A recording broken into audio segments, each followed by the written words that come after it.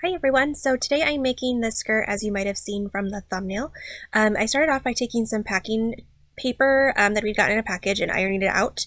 If you do use this, it's a great way to reuse paper and find something that's big enough for pattern pieces. Just make sure you turn the humidity off on the iron so that you're not using water, it's just complete dry iron. So once I finished ironing the paper out just so it was flat so I could work with it, I took this skirt that I really like. It was just too short. It fit perfectly everywhere else, which is why I wanted to use it. And I started tracing out, just kind of eyeballing a like 5/8 inch seam allowance everywhere, and then also marking where the gores were. So I made sure to mark everywhere. I then took a ruler and started marking out where the gores were. So I kind of used the skirt, checked the measurements on it to see how big of a gore it was. And then I added that much to the waistband so that when folded, pinned, etc., the gores would be the correct width and length and everything. So that's what you can see me doing here. I'm measuring the triangles of the gores onto the pattern piece.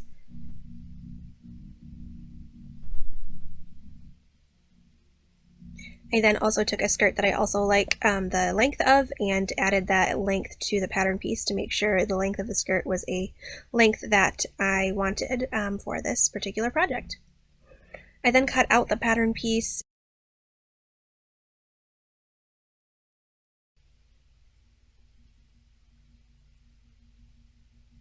Folding it in half, make sure both sides are symmetrical, so that's a really nice tip.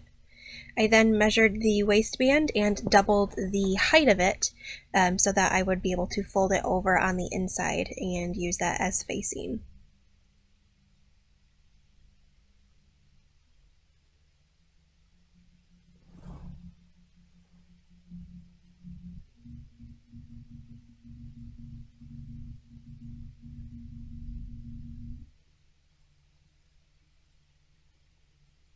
Just like to mark on there cut on fold and how many, etc. So then I took this fabric. I actually got this from Fields Fabrics, which is a local fabric store, and it is directional, so it has stripes, which means I wanted to make sure the stripes are going up and down for this project. I also was trying to fold the fabric in a way to be able to utilize as much of the fabric as possible without wasting any of it. I then pinned my pattern piece to the fabric, that way it wouldn't move around when I tried to cut it, and I went ahead and cut out the fabric. This fabric I think cost me $5. I think it was like $2.50 a yard, and I got it I think I got 1.5 yards of it. It was pretty wide, so I actually didn't end up using hardly any of it. So I cut the first piece on the fold to be a front piece, and then there's going to be 2 back pieces with a seam down the middle back. So I basically cut it out. I still on a fold because I wanted, it was the best way for me to do it in order to keep a straight line, and then I just cut a straight line down the back. In hindsight, I probably would have added a little bit more seam allowance here so that it would have been fit a little bit better in the finished product. I then folded it over, some more fabric, and cut out the waistband.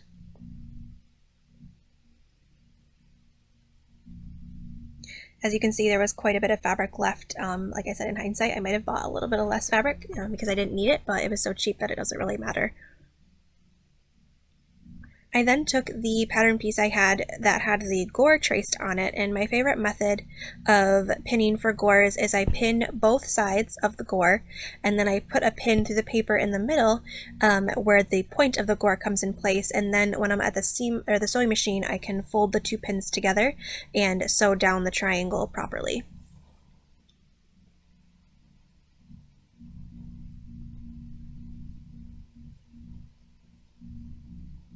I then took it to the sewing machine and sewed down the gores. I started at the bottom of this gore so I could start at the edge of the fabric. That way I know for sure the gore is going to be exact each time, starting at the pin versus starting at the top and ending up possibly in the wrong direction. It just helps directionally to start at the bottom of the gore at the smallest point of it and then sew upwards.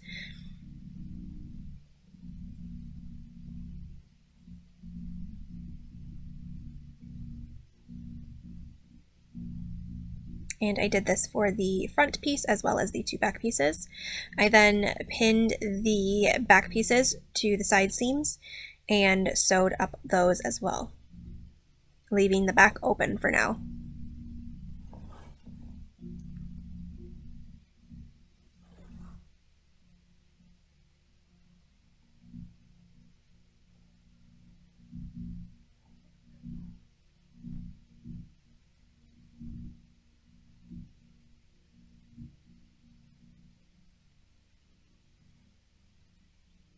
I then decided to pin up the back where the seam allowance would be and try it on just to make sure that I wasn't going to do a looser seam. It was a little hard wiggling it up over my leggings just because it was pinned in the back, but I liked the way everything fit, so I also pinned where I would want the hem to sit, and that was that. I always recommend trying your clothes on in the process because it's so helpful when the finished product comes around. I picked a zipper that matched correctly. This is a 7-inch zipper. I was just working with what I had, but I would probably use a longer zipper next time because with the finished product, it is a little hard to get over my hips at times. I then took the waistband and wanted to measure it around my waist and make sure it was the correct size with seam allowances on the ends so that there would be room for me to sew it closed. I then centered the front of the skirt and centered the front of the waistband, matched those up, and then pinned all the way around so that I would be able to sew it without any issues.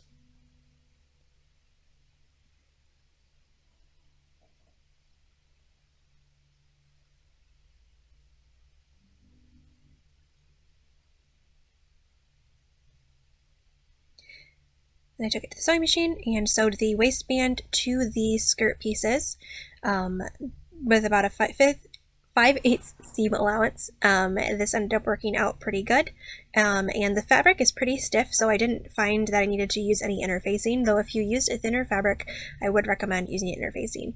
You can just see me there. I was testing out the iron with the fabric because I did not know what mix of whether it was polyester or anything that might melt, so I wanted to make sure the temperature of my iron was the correct temperature before I ironed the actual skirt because it would really stink if I ruined the skirt or melted it because I didn't test out that theory.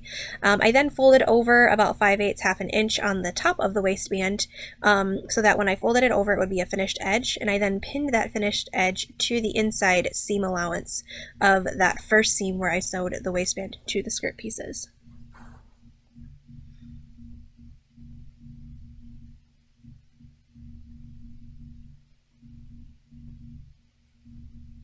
I then sewed from the front so that the stitches would be even. So sewed on the outside of the skirt versus on the inside. That way on the outside the stitches looked completely straight. And it probably didn't matter that much because this fabric actually really hides the stitches really well. Grabbed the zipper and pinned it down to where I wanted it. I measured it out so that I could sew the back seam allowance, back of the skirt, down below the zipper. So that pin was where the bottom of the zipper will sit, and I sewed the rest of the seam accordingly. I then decided in order to finish the seams, because I knew it was fitting correctly, I zigzagged the seams to finish them off. I don't have a serger, I wish I did, but in lieu of that, I do a wide zigzag with stitches close together and finished all of the seams on the inside. I then ironed open that seam where the zipper is going to go, and then I pinned it open because I wanted it to stay super flat. It got really thick up closer to the waistband, so that was a little tricky, but I then took the zipper after I'd ironed it completely and pinned it as carefully as possible, making sure the teeth of the zipper were perfectly centered over the seam so that when I seam ripped the seam, which I didn't show here, I forgot to mention, I basted that part shut with wide stitches so that I'd be able to seam rip it easily. But I pinned the zipper, and then I changed out my foot on my sewing machine to my zipper foot and carefully sewed all the way around the zipper. Zippers are fine once you get figured it out how to put them in a garment, but they are still a pain for me to do, and I find that I have a little bit of trouble with them. Here you can see the finished product. Overall, I'm really happy with how it turned out considering I didn't have a pattern and I made it myself. I feel like I would have made things a little bit different with the zipper and the waistband, and I wish I would have made it a tad bit bigger at the back seam, but overall I'm really happy with it. I hope you enjoyed this video. Make sure you subscribe and like the video.